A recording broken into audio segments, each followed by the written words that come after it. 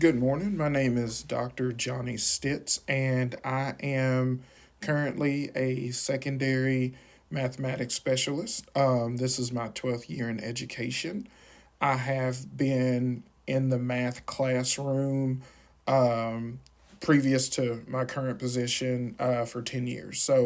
I've taught everything from seventh grade to AP Calculus, AB. I really enjoy mathematics. I love it. I consider it my life's work, and I'm really looking for an opportunity to get back in the classroom in some format. So today I'll be doing just kind of like a small snippet of a lesson of how I would interact with students. Okay. All right, guys. So today we are going to be reviewing the Pythagorean theorem. Okay, we're going to look at a few examples, and I'm going to ask that you guys help me out, and that way I'm not doing all the work. Okay, and it kind of also helps me see like how much of this that you recall. All right. We're going to start out with understanding the Pythagorean theorem, right? So we know that the Pythagorean theorem's argument is that a squared plus b squared equals c squared. And I showed you guys some informal proofs the last time we met together. We used one where we used liquid. And so we put squares full of liquid on each side of a triangle. And when we turned it to where the hypotenuse was on the bottom, we saw that the liquid from the legs filled the container for the hypotenuse. But the other thing we did is we looked at squares, right? And so we're going to revisit that really quick before we jump into any of the examples. Okay, so Mark, can you kind of help us go back over this example that we looked at to prove the Pythagorean theorem? Right? And so we know that 4 was a leg, and 3 was a leg, and 5 was the hypotenuse. But so what was the relationship here? Addie, can you help him out a little bit?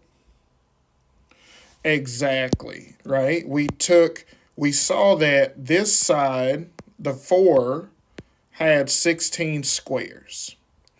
And we saw that the 3 had 9 squares because we squared these numbers.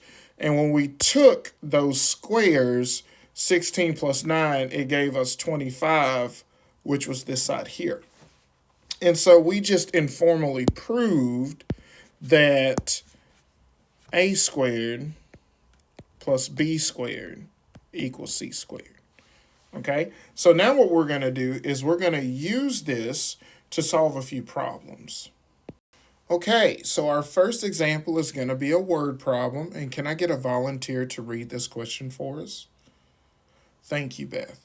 All right, go ahead. Okay, so we have 3 side lengths here. We have 15, 25, and 20, and we want to know how we can use the Pythagorean theorem to write an equation, okay? So what do you guys think should be the hypotenuse here? Okay, Liam, can you elaborate on that? Very good. So Liam said that 25 should be the hypotenuse because it's the longest side. Okay? Addie, what about A? 20. And so that would leave B as 15. Okay, now Beth, does it matter if we would have let A equal 15 and B equal 20? Exactly. So when it comes to the legs, it does not matter which one is A and which one is B, but C is very important. C has to be the longest side, okay? And so we're just going to finish this up, and we see that we have 400 plus 225 equals 625, and so 625 equals 625. Very good, guys. All right, now this example here is a little more direct, right? And so we are looking for the hypotenuse, and it's telling us to use the Pythagorean theorem, okay? Now, how do you guys think I should write this? Okay, so I'm going to say 8 squared plus 15 squared equals c squared. Okay, now Mark, why did you say c? Okay, it's an unknown, and so we still want to use the variable. Very good. All right, so help me clean this up. What is 8 squared? Good. Plus, good. Look, I don't even have to tell you guys what to do anymore. All right, and so 64 plus 225, what's that going to be? All right, 289. Go c squared. So we're going to take the square root of 289, and we get 17, okay? Now, at our last meeting, guys, we talked about square roots, and we noticed that when we take a square root, we actually get two solutions. We get 17. In this case, we would get 17 and its opposite, right? But why am I leaving out the negative 17? Beth, why do you think? Very good, very good. Because negative 17 is not applicable here, guys. We cannot have a negative length. So we can really, anytime we're doing application, we can cut out that negative answer. Okay, we have one more example here, and we can see it's a word problem. Okay, Liam, can you go ahead and read that for us? Awesome. Thank you, Liam. Thank you. Okay. Now, whenever we have a word problem that is founded in geometry, I highly recommend that you guys draw a diagram just to add some visual to what's going on here. So first off, let's make a right triangle. Okay. And if there's my right angle, where does my hypotenuse have to be? Very good, Beth. It has to be right across from the right angle, okay? So that's going to be my longest side. So I know that this is 32. And which leg do we want to let 18 be? Okay, that's fair enough. So 18 is going to be over here.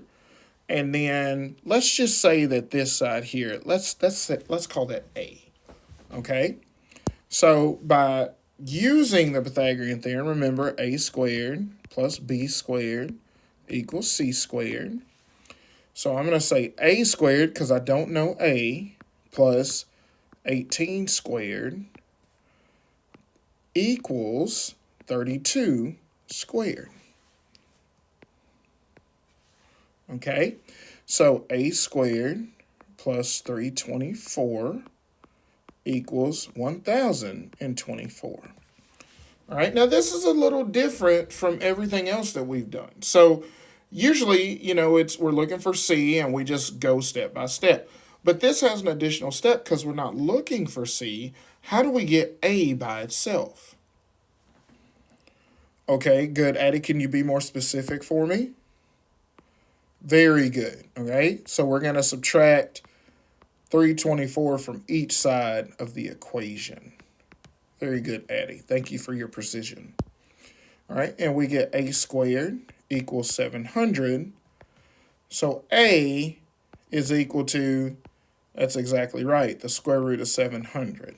Okay, now, if we tried to find the square root of 700, we would get a decimal. And so since the question says express your answer as a square root, we're going to leave it as such, okay? And that's our last example. Thank you so much, guys.